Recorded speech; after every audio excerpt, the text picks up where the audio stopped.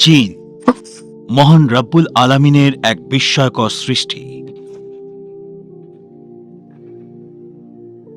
মহান রব্বুল আলামিনের যত সৃষ্টি আছে তার মধ্যে কিয়ামতের দিন মানুষ ব্যতীত শুধুমাত্র জিনদেরই আমলের হিসাব নেওয়া হবে। মানুষকে আল্লাহ তাআলা সৃষ্টি করেছেন মাটি দিয়ে, আর জিনকে সৃষ্টি করেছেন আগুন দিয়ে। তবে আগুনের সৃষ্টি হলেও আল্লাহ তাআলা তাদেরকে বিশেষ কিছু গুণ দিয়েছেন। জিন সর্বক্ষণ অদৃশ্য থাকতে পারে। তারা কোনো কিছু সাহায্য ছাড়াই বাতাসের বেগে এক প্রান্ত থেকে অন্য প্রান্তে মুহূর্তের মধ্যেই চলে যেতে পারে। তারা যে কোনো কিছুর আকৃতি ধারণ করতে পারে। তাদের এমন ক্ষমতা থাকার ফলে তারা কি মানুষের উপরও সেই ক্ষমতা প্রদর্শন করতে পারে? মানুষের উপর জিনের প্রভাব কতটুকু? জিনে ধরলে কি এর কোনো বিজ্ঞান ভিত্তিক চিকিৎসা আছে? জিন কি মানুষের সাথে সহবাস করতে পারে, নাকি এগুলো শুধুই গালগল্প হিসেবে প্রচারিত? সবকিছু বিস্তারিত জানতে দেখতে থাকুন সম্পূর্ণ ভিডিওটি।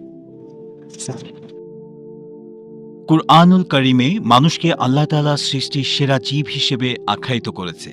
তবুও মানুষের মধ্যে বেশ কিছু সীমাবদ্ধতা আছে। কিন্তু জিনদের মধ্যে অনেক কিছু করার ক্ষমতা দেয়া আছে। তবে তারা যদি সীমা লঙ্ঘন করে তাহলে তাদের জন্য রয়েছে কঠোর শাস্তি। জিন থেকে মানুষ শ্রেষ্ঠ হলেও জিনদের মধ্যে ক্ষমতা আছে মানুষের উপর প্রভাব বিস্তার করার।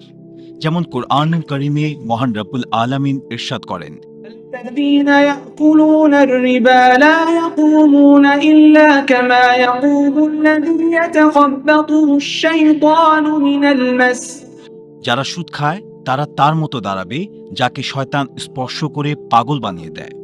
এই আয়াতের তাফসিরে আলেমগণ এভাবে ব্যাখ্যা দেন যে শয়তান জিনের প্রভাবে মানুষ যেরকম পাগলাটে আচরণ করে, কিয়ামতের দিন ঠিক সেরকম আচরণ করবে সুদখোররা। অর্থাৎ জিন চাইলেই মানুষের শরীরে প্রবেশ করতে পারে। যেভাবে শয়তান মানুষের শিরা উপশিরায় চলাচল করে ঠিক সেভাবে। তবে জিন কোনো কারণ ছাড়া কারো উপর ভর করে না। বেশ কয়েকটা কারণ আছে যার জন্য জিন কারো উপর ভর করে বা আসর করে।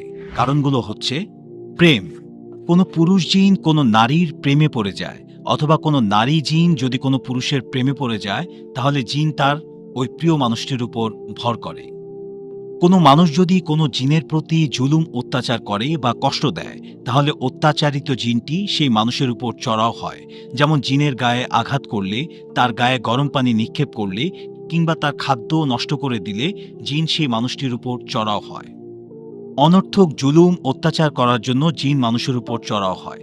তবে এক্ষেত্রে 5টি কারণে হতে পারে: অতিরিক্ত রাগ, অতিরিক্ত ভয়, যৌন চাহিদা লোপ পাওয়া, মাত্রাতিরিক্ত উদাসীনতা, নোংরা ও অপবিত্র থাকা। কারো মধ্যে এ স্বভাবগুলো থাকলে জিন তাকে আসর করে অত্যাচার করার সুযোগ পেয়ে যায়।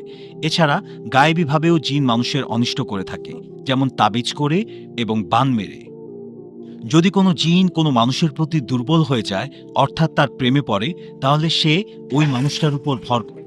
এই ধরনের জিনকে বলা হয় আশিক জিন। এরা অনেক নিকৃষ্ট ধরনের হয়ে থাকে। এরা মনে করে থাকে তাদের ভালো লাগার মানুষটা শুধুমাত্র তাদেরই। আশিক জিন সেই মানুষের সাথে শারীরিক মিলন করে বা করার চেষ্টা করে। কখনো ঘুমের মধ্যে, আবার কখনো জাগ্রত অবস্থায় তারা আক্রান্ত ব্যক্তির উপর জবরদস্তি করে থাকে। এই ধরনের জিন স্থায়ীভাবে দেহে ভর করে না, তবে তারা সর্বদা আক্রান্ত ব্যক্তির আশেপাশে থাকে, যাতে অন্য কোনো জিন তার পছন্দের মানুষের দিকে নজর না দিতে পারে। আশিক জিন দ্বারা আক্রান্ত ব্যক্তি যদি বিবাহিত হয় তাহলে তার বিবাহিত জীবনে অনেক সমস্যার সৃষ্টি করে সে। দেখা যায় সবার সাথে আক্রান্ত ব্যক্তি ভালো আচরণ করলেও তার স্বামী বা স্ত্রীকে দেখলেই মেজাজ খারাপ করে ফেলে, অল্পতেই রাগারাগি করে, ঝগড়া করে। মোট কথা, তার সাংসারিক জীবনকে অতিষ্ঠ করে তোলে আশিক জিন। এই ধরনের জিন সহজে তার পছন্দের মানুষকে ছেড়ে যেতে চায় না। কিছু কিছু সময় দেখা যায় একেবারে মৃত্যু না হওয়া পর্যন্ত সারা জীবন সেই মানুষের সাথেই থেকে যায় আশিক জিন। অনেকে মনে করে কোনো জিন যদি কোনো মহিলার সাথে সহবাস করে তাহলে সে মহিলা গর্ভবতী হয়ে যায় এবং গর্ভে সে সন্তান পাগল অথবা তৃতীয় লিঙ্গ তথা হিজড়া হয়ে জন্মায়। এটা একটি ভ্রান্ত ধারণা, কারণ জিনরা আগুনের সৃষ্টি। মানবদেহের স্বাভাবিক যে উপকরণ অর্থাৎ রক্ত, বীর্য ইত্যাদি তা জিনদের মধ্যে নেই। সুতরাং জিনরা কোনো মানুষের সাথে সহবাস করলে সে সহবাস থেকে বাচ্চা জন্মানোর সুযোগ নেই। জিনদের সৃষ্টি এবং এদের দৈহিক বিবরণ নিয়ে বিস্তারিত আলোচনা পরবর্তী একটি ভিডিওতে আপনারা দেখতে পাবেন। আর বাকি দুই প্রকারের জিন সর্বক্ষণের জন্য দেহের উপর ভর করে থাকে। ভর করে থাকা মানুষের উপর বিভিন্ন নির্যাতন চালায়, তাকে অসুস্থ করে ফেলে, তার আচরণ বদলে যায়। অনেকে ভেবে থাকে সে বোধহয় মানসিক রোগী, তাই এমন আচরণ করছে বা অসুস্থ হয়ে আছে।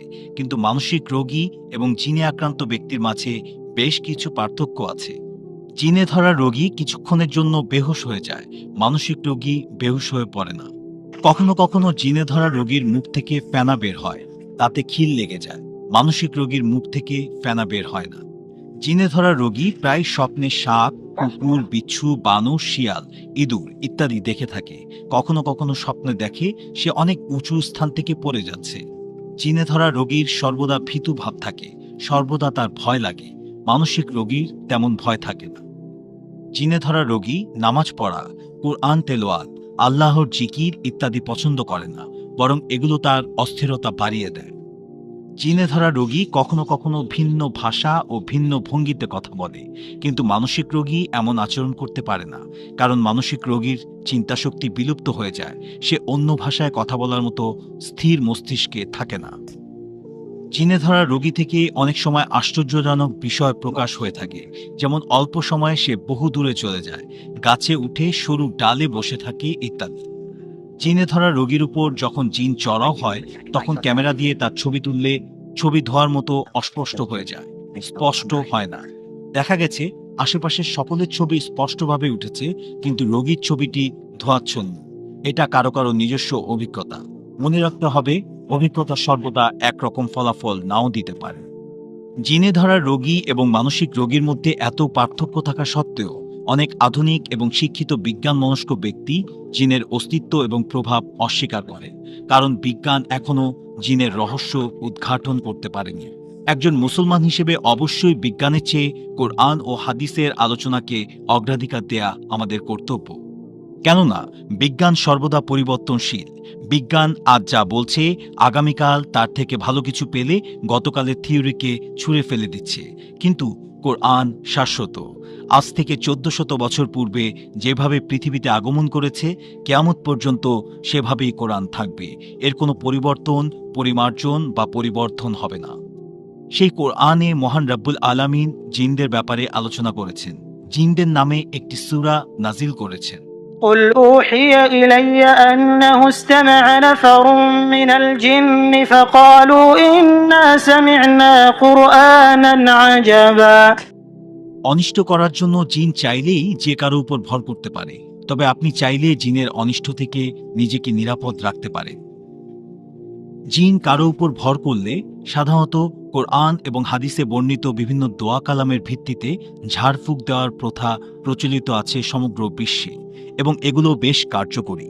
জিনে ধরা রোগীদের চিকিৎসার জন্য চিকিৎসা বিজ্ঞান এখনও কোনো সমাধান আনতে পারেনি, কেননা তারা জিনের অস্তিত্বে বিশ্বাসী নয়। কিন্তু একজন মুসলমানের কর্তব্য অবশ্যই আল্লাহ এবং তার রসুল হযরত মুহাম্মদ সাল্লাল্লাহু আলাইহি সাল্লামের কথা মনে প্রাণে বিশ্বাস করা। অন্যথায় তার মুসলিম পরিচয় দেয়া আর না দেয়া দুটোই সমান। জিনের অনিষ্টতা থেকে বেঁচে থাকার ব্যাপারে রাসূল করিম সাল্লাল্লাহু আলাইহি সাল্লাম বলেন, তোমাদের কেহ যখন ঘুমিয়ে যায়, শয়তান তখন তার মাথার কাছে বসে 3টি গিরা লাগায়। প্রতিটি গিরা দেওয়ার সময় একটি কথা বলে, তোমার সামনে আছে দীর্ঘ রাত, তুমি ঘুমাও। যখন সে নিদ্রা থেকে উঠে আল্লাহর জিকির করে, তখন একটি গিরা খুলে যায়। এরপর যখন সে অজু করে, তখন আরেকটি গিরা খুলে যায়। এরপর যখন নামাজ পড়ে, তখন শেষ গিরাটি খুলে যায়। ফলে সে সারাদিন কর্মতৎপর ও সুন্দর মন নিয়ে দিন কাটায়। আর যদি এমন না করে, তাহলে সারাদিন তার কাটে খারাপ মন ও অলস ভাব নিয়ে। এই হাদিসের ব্যাখ্যায় মুহাদ্দিসগণ বলেন, কেউ যদি নিয়মিত 5 ওয়াক্ত নামাজ আদায় করে, সর্বদা পরিষ্কার পরিচ্ছন্ন এবং অজুর সহিত থাকে, প্রতি ওয়াক্ত নামাজের পর আয়াতুল কুরসি পাঠ করে, সকাল সন্ধ্যা এই দোয়াটি পাঠ করে, أعوذ بكلمات الله التامات من شر ما خلق। অর্থাৎ আমি আল্লাহ তাআলার পরিপূর্ণ বাক্যাবলীর মাধ্যমে তার সৃষ্টির সকল অনিষ্টতা থেকে আশ্রয় নিচ্ছি। তাহলে কোনো শয়তান জিন তার ক্ষতি করতে পারবে না।